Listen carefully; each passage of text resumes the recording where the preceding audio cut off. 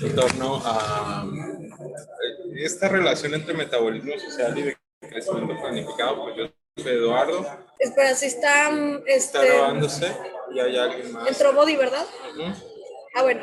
Me dice que si lo puede poner en su ¿qué? Twitch. A ver. Bueno, porque ya que no nos podemos conectar a las redes del movimiento, pues cancelado. Ya le dije que sí. Déjame digo que si quiere comentar en algún momento, pues me diga.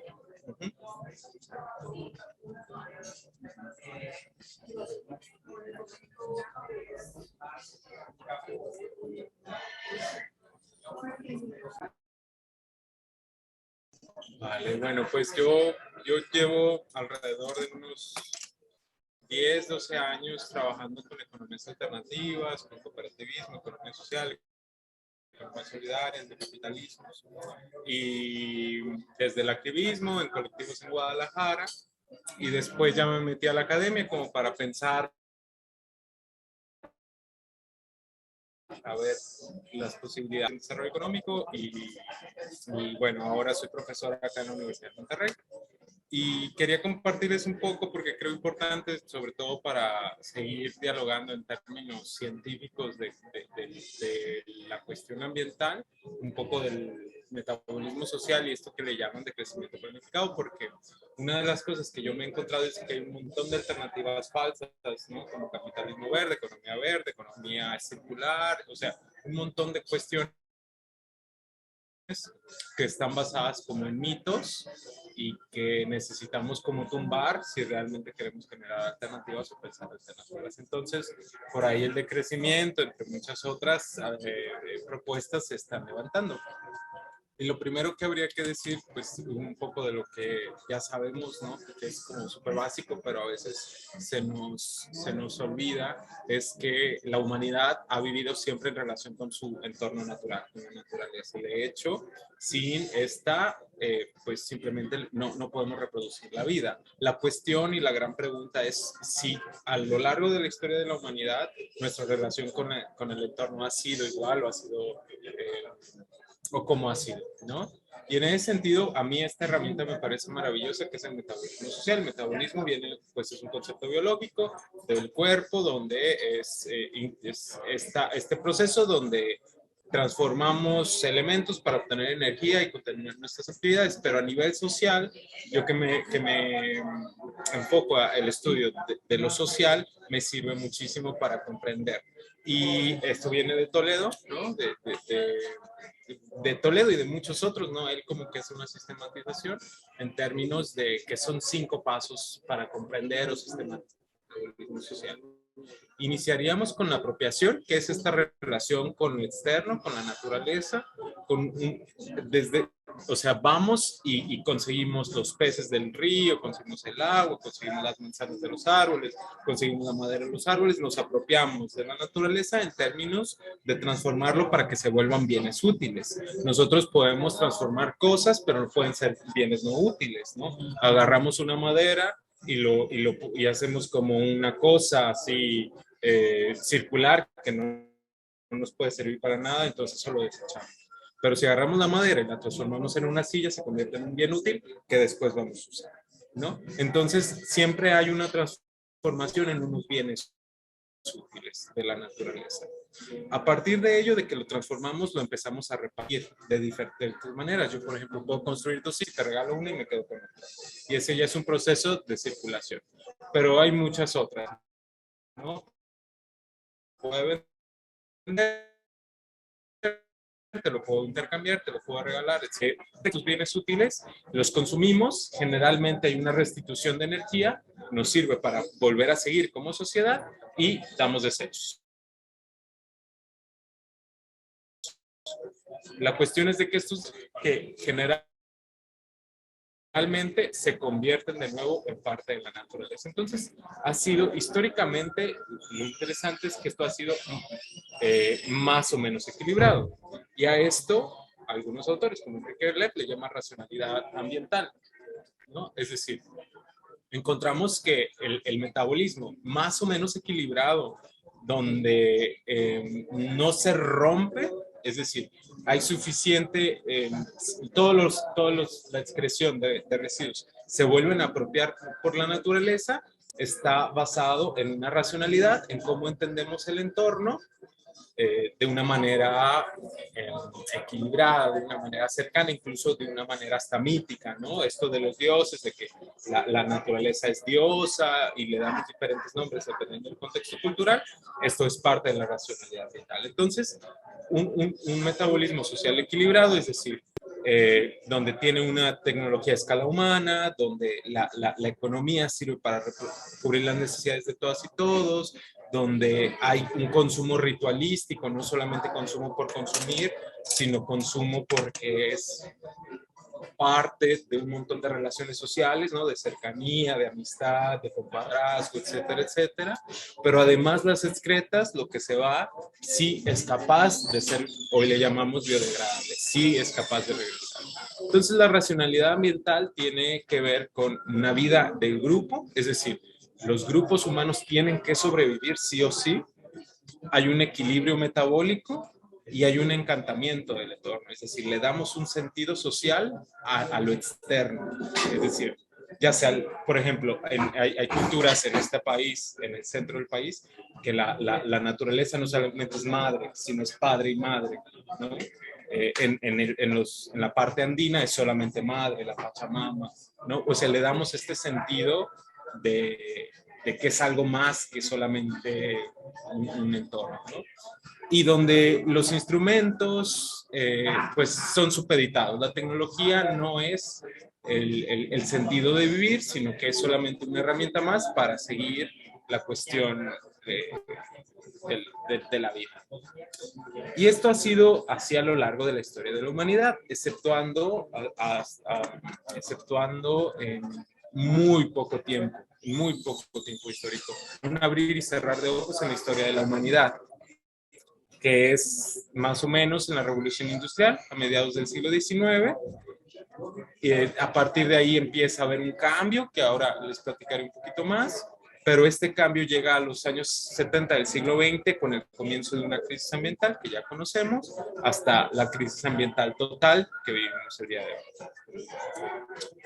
Y este cambio, estos mismos autores le llaman, pues que hay un cambio de la racionalidad ambiental a una racionalidad instrumental. Es decir, donde el entorno se desencanta, donde le cambiamos, o sea, hay un proceso histórico de cambio de percepción y se le hace un enajenamiento, como una separación del individuo de la naturaleza, y por tanto se vuelve un instrumento, ¿no? Se vuelve un instrumento, sobre todo porque además cambia la concepción, ya no es la reproducción del grupo, sino es la acumulación. Y a ese sistema de acumulación que llega de China desde el siglo X a Europa al siglo XIV y para el siglo XIX se empieza a hacer mundial, le llamamos capitalismo, ¿no? El capital es lo que se tiene que incrementar, la terminacionismo significa sistema del capital, o sea, de un sistema de un monto que se tiene que incrementar o se tiene que acumular. Y entonces el metabolismo empieza a cambiar. En este sentido, ya la naturaleza se vuelve como un otro, como algo alejado, como algo que no comprendemos más que en su forma instrumental. El árbol ya no es la madre, ya no es el padre, sino es algo que hay que agarrar para producir. La tecnología cambia, ¿no? Ya no es la tecnología a escala humana, ya no es la COA, sino empieza COA para trabajar la tierra, sino ya es una herramienta ahí que nos sirve para seguir produciendo cada vez más rápido. La circulación empieza a transformarse en una economía de acumulación, entonces yo ya no te estoy dando o intercambiando para que podamos vivir, sino para que yo pueda ganar. El consumo cambia a una cosa que le llamamos consumismo, podemos ver mucho más qué significa esto, y claramente los residuos se vuelven tóxicos, no son biodegradables, sino que no pueden ser apropiados por la naturaleza. Esto le llamamos fractura metabólica. El metabolismo se rompe y además se empieza a incrementar, ¿no? porque la tecnología cada vez el ciclo de producción es más rápido, entonces el nivel de la apropiación es mucho mayor, hay que agarrar cada vez más, no es capaz de incorporarse los residuos a la naturaleza y todo esto tiene que ver con una acumulación de capital que va en contra de la reproducción de la vida, ¿no? Hay una transformación de racionalidades, de la racionalidad ambiental a la racionalidad instrumental. Y efectivamente lo que estamos viendo, pues es que históricamente, fíjense, ¿no? Como desde 1800 hasta todavía aquí, mediados del 19, la revolución industrial, es el consumo energético es muy, muy menor. Son terawatts hora, es el consumo de energía. No pasamos ni siquiera el primer umbral aquí de la gráfica, que son los 20.000. Y ya es a partir de principios del siglo XX, sobre todo a mediados del siglo XX, donde se nos dispara el consumo energético. ¿Qué significa esto? Que todo este ciclo metabólico necesita energía para continuar. Lo que estamos haciendo es entender que la rapidez con lo que el ciclo metabólico se está manejando. Y claramente todos estos generan una serie de efectos ambientales que son irrecuperables por una ley que le llamamos de entropía, es decir, que hay una energía que no vuelve a ser la misma. Por ejemplo, un petróleo quemado nunca vuelve a ser petróleo, y en este sentido pues se vuelve, lo que ya sabemos, un gas de efecto invernadero, y ahí no me voy a meter, sino más bien en el efecto.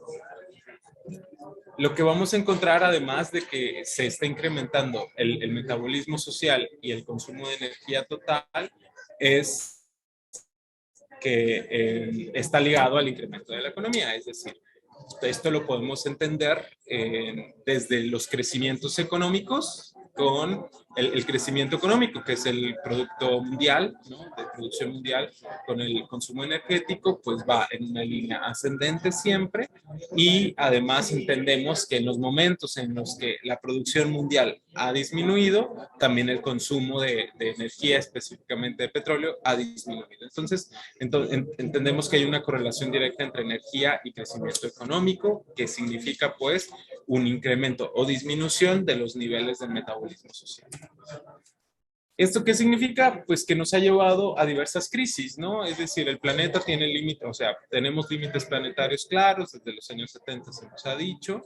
Hoy podemos al menos mencionar estas tres crisis, que es la material, es decir, ya no hay energía y ya no hay materias primas para mantener este ritmo de crecimiento. Eso ya el planeta ya lo dio.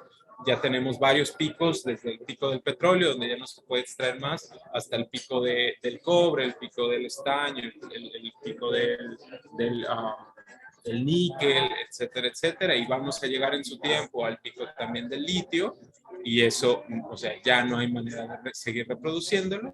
La crisis ambiental, que no solamente es climática, sino pues obviamente con estos residuos del metabolismo que son tóxicos y que no pueden ser reapropiados y recuperados naturalmente, pues tenemos contaminación del agua, de los aires, de los suelos, la destrucción de ecosistemas, extinción masiva y el rebasamiento de la biocapacidad del planeta, y claramente una crisis social. ¿Puedes ponerlo así acá?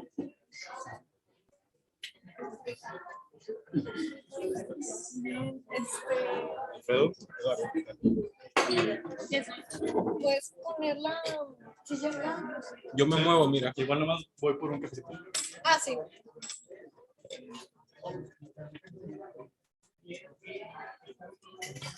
Pues un poco de lo que les seguía diciendo es de que hay límites de la extracción, ¿no? Ya pasamos de la extracción barata a la extracción cara. Cada vez va a ser más difícil, con más energía y más caro, seguir extrayendo materiales. Y lo que les decía, se nos están proponiendo como soluciones mágicas para este cambio, cuando en realidad el problema va más de fondo, ¿no? Es decir, se nos habla de transición energética, de transiciones alimentarias, de transiciones de cualquier tipo, como simplemente el cambio tecnológico.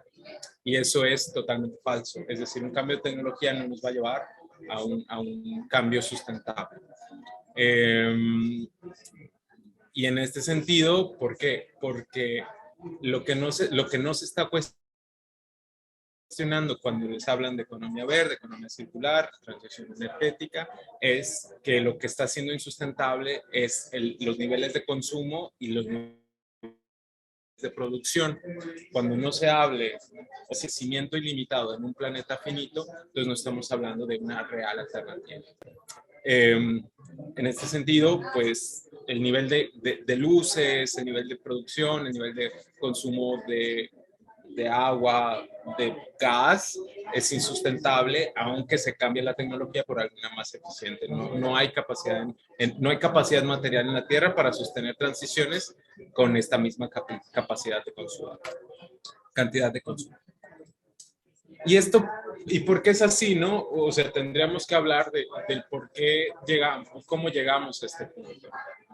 Y tiene que ver mucho con una cuestión que le llamamos el desarrollo. Y es que luego pareciese que el desarrollo siempre ha existido, lo que le llamamos el desarrollo siempre ha existido. Y eso es totalmente falso. El desarrollo se inventa alrededor de 1949, donde se implementa por parte de Estados Unidos, es decir, hay una maquinaria internacional para gestar el desarrollo alrededor del mundo. Antes de 1949 no se decía que el mundo no se dividía en un desarrollo subdesarrollado, sino que hay un momento en el que eso pasa y de pronto todos los subdesarrollados tendrían que pasar a ser desarrollados. Y eso significaba tener un momento de crecimiento, pero nunca se dice hasta dónde, sino que es un crecimiento infinito. Y la cuestión es de que la implementación del desarrollo es una implementación muy violenta y es a cualquier costo, ¿no? Es decir, se trata de imponer, se impone el desarrollo, incluso en contra de las comunidades, generando muchos conflictos, despojo, violencia. Ahora, la cuestión es de que como ya tenemos los límites planetarios, o ya se llegaron a los límites planetarios, la economía no puede seguir más. Entonces la economía en términos reales está decreciendo. O sea, hay un decrecimiento real económico, es decir, tenemos desde el 2010 una tendencia a la baja del ritmo de crecimiento de la economía. No puede ir más para arriba. Y a nivel global vamos a encontrar una especie de normalización de la gráfica del crecimiento económico a nivel global. No hay tendencia, ya no hay tendencia de crecimiento. En ese sentido, lo peor es de que físicamente la economía no crece, pero ideológicamente se nos dice que sigue creciendo, ¿no? O sea, eso es una gran contradicción. Y lo peor es de que esta contradicción genera violencia. Mientras que se nos dice que sigue creciendo algo, pero en términos reales no lo está haciendo, hay personas que están sufriendo en ese sentido.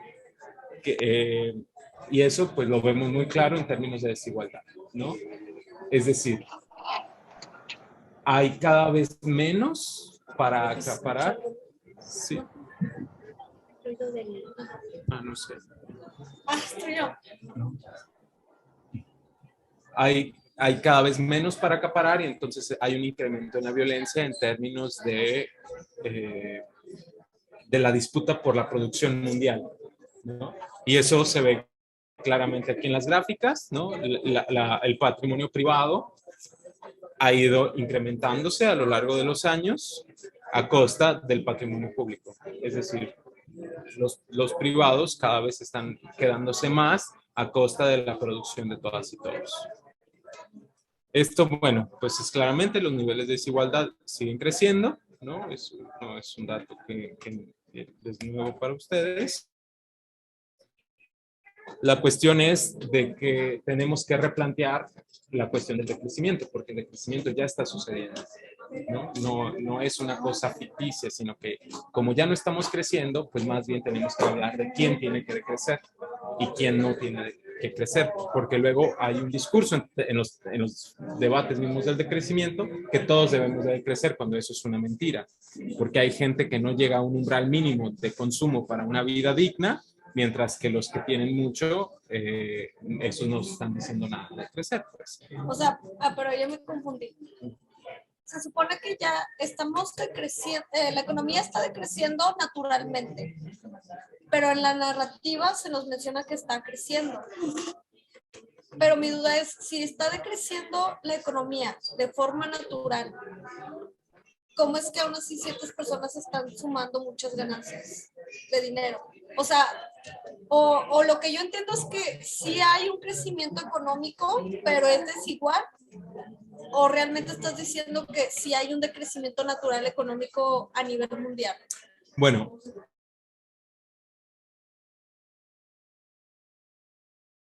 es que el decrecimiento no es natural, porque el decrecimiento, es decir, nosotros teníamos un metabolismo social, la naturaleza se recuperaba y nosotros volvíamos a extraer y la naturaleza se recuperaba. Se ha acelerado tanto que hemos extraído tanto que el límite planetario se alcanzó y la economía ya no puede más.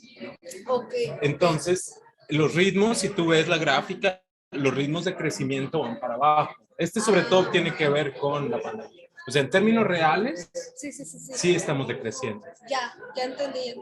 Por la disposición de los recursos naturales.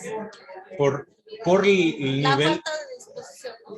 El nivel de extracción, ¿no? Okay. Sí. Porque si tú dejas de producir, Ajá. la naturaleza en algún momento vuelve a recuperarse y vuelve a tener un ciclo, ¿no? Sí. Los diversos ciclos. Aunque hay muchos modificados, la naturaleza ya hay resultados de que puede seguir regenerándose. Oye, pero esta violencia que mencionas, que genera por la desigualdad, siempre ha existido, aunque no hayamos manejado esta economía.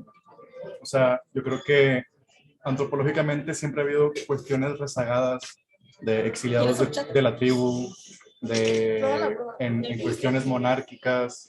En otros sistemas económicos y históricos y culturales siempre ha habido una desigualdad. No creo que particularmente lo ligaría al crecimiento económico, sino a algo a lo mejor más humano, intrínseco,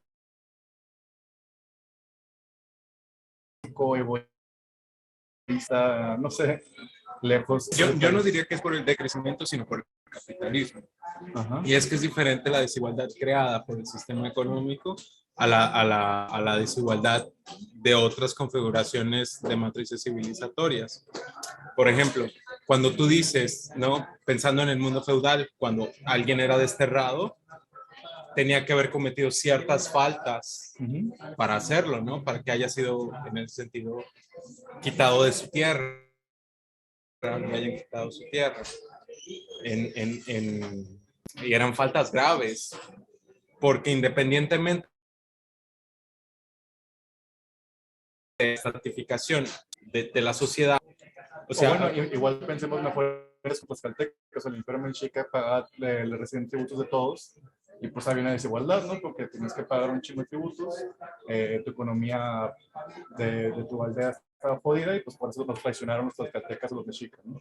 Entonces como que a lo mejor ahí no hubo exiliados, pero siento que ahí tampoco había capitalismo, ahí tampoco había todo esto. Pero yo creo que, no sé, o sea, ¿cómo decir ese antiguo acaparación del poder es que realmente sigue generando y va a seguir generando la desigualdad social eternamente? Es que los niveles tienen una raíz distinta. Los niveles de desigualdad tienen, lo que yo quiero decir es que tienen raíces distintas. Por ejemplo, en el mundo mexica, los estudios antropológicos señalan que tienen que ver con una racionalidad religioso mítico, ¿no? Para mantener una estructura desde el Macehual hasta el Hueytlatoani. Y en ese sentido, la estructura funcionaba para ellos, en su propia lógica, para que nadie muriera de hambre. Es decir, perdón, aunque tenían estas grandes jerarquías, el Masehual no se moría de hambre, no le hacía falta el alimento. Ok. Y eso significaba que ellos tenían este sentido de deuda, Masehual significa deudor, para la estructura. Entonces le debían a los dioses, le debían a la madre y le debían y seguía trabajando para no morirse de hambre. Es decir, una función estructuradora de sus vidas. El capitalismo, Ajá, ¿cuál es la diferencia de eso de un obrero? capitalismo, no sé, tú tienes, o sea, una cegua no era dueño, pero sí tenía un de los medios, entonces pagaba un cierto